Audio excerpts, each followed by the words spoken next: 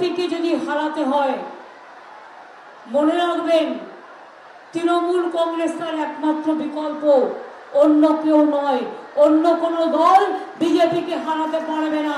তৃণমূল কংগ্রেস একমাত্র দল যে বিজেপিকে হারাতে পারবে।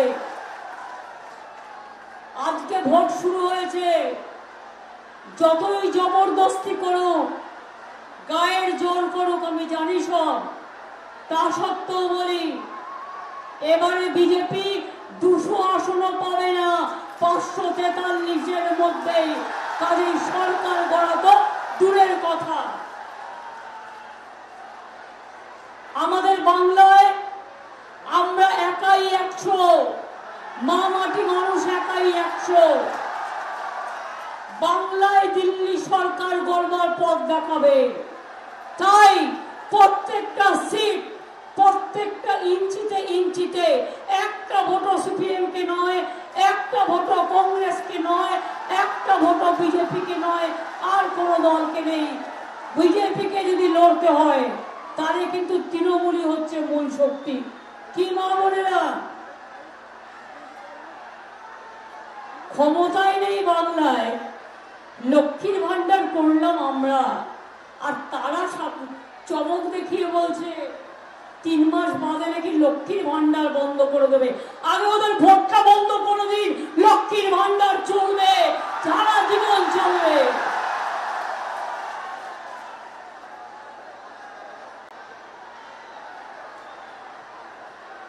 মা আমরা মাদাররা সিদ্ধান্ত নিন।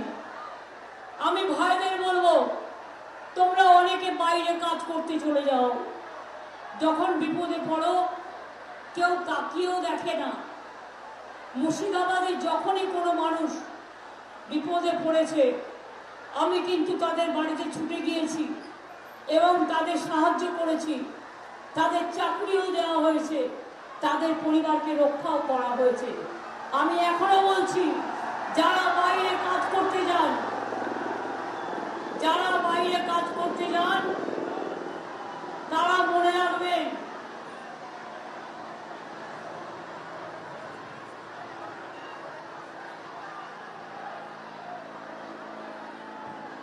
যেটা বলছিলাম আপনাদের, যে মনে রাখবেন যারা বাইরে কাজ করতে যান পরিযায়ী শ্রমিক, তাদের জন্য একটা পোর্টাল করা হয়েছে। 28 লক্ষ আমাদের পরিযায়ী শ্রমিক আছেন,